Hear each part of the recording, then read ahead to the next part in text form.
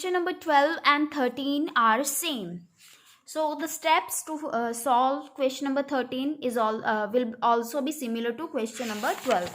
Now moving to the question number 14, the statement is the difference between the compound interest and the simple interest on a certain sum for 2 years at 6% per annum is 90 rupees.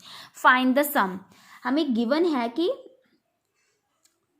कोई एक certain amount है, some time कितना time है उस amount के लिए, हमारे पास 2 years का टाइम है and rate of interest is 6% per annum and the difference between the compound interest and the simple interest is 90 rupees and what we have to find out is sum. So we will suppose that the sum is equals to P. Okay, sum P के equal है, that is equals to you may call it present value. So interest rate कितना है हमारा 6% per annum है, time is 2 years. So first of all we will find out the simple interest. Simple interest का formula हम लगाएंगे PRT upon 100. P की value as it is रखेंगे because we are not having the present value, multiplied by rate of interest is 6 multiplied by time is 2 years upon 100. Now 6 to the 12 P upon 100. After cancellation of numbers you will get 3P upon 25. इसे हम इस equation को हम first number दे रहे हैं. Then simple interest find out कर लिया हमने. Now we will find out the compound interest. Compound interest find out करने का फॉर्मूला हम क्या करें, कंपाउंड इंटरेस्ट फाइंड आउट करने का फॉर्मूला क्या होता है, जो प्रेजेंट जो भी हमारी अमाउंट होती है उसमें से हम प्रेजेंट वैल्यू को सब्ट्रैक्ट करते हैं, तब हमारे पास कंपाउंड इंटरेस्ट आता है. सो अमाउंट किसके इक्वल होती है, P that is present value into 1 plus R upon 100 raised to power n minus P. Compound interest का फॉर्मूला यही होता है, right. A minus P, A की वैल्यू इसके इक्वल होती है, इस चीज़ के इक्वल होती है, P into 1 plus R upon 100 raised to power n minus P is present value. So now we will put the values P into, यहाँ पे हमने LCM लिया 100 प्लस यहाँ पे रेट ऑफ इंटरेस्ट था 6 upon 100 raised to power 2 minus P will be written as it is. Now 100 plus 6 becomes 106 upon 100 raised to power 2 minus P. Again P को हम as it is रखेंगे. इन दोनों numbers को cancel out करके हमारे पास आया 53 upon 50 raised to power 2.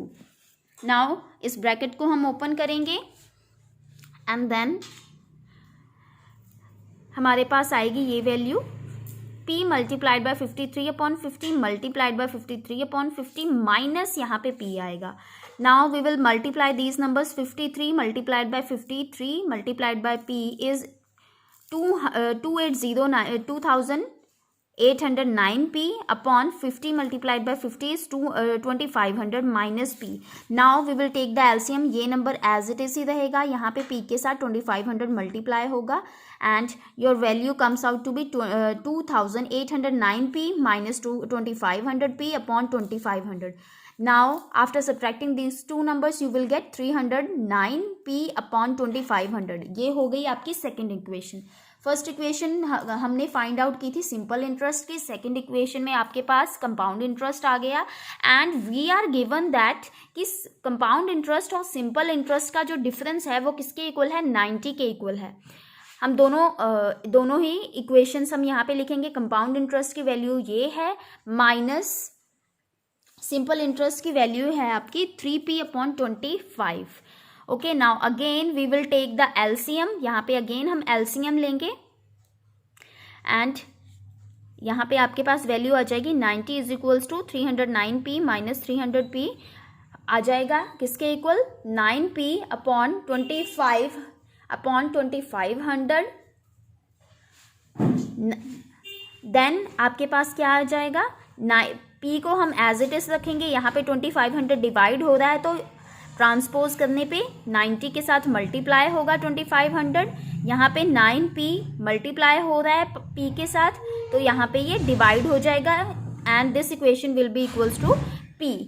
Now 9 10s are 90 and 10 को 2500 से मल्टीप्लाई किया तो 25000 आ गया and that is your present value. It means sum किसके इक्वल है, 2500 के इक्वल है। Question number 15 is also similar to this question.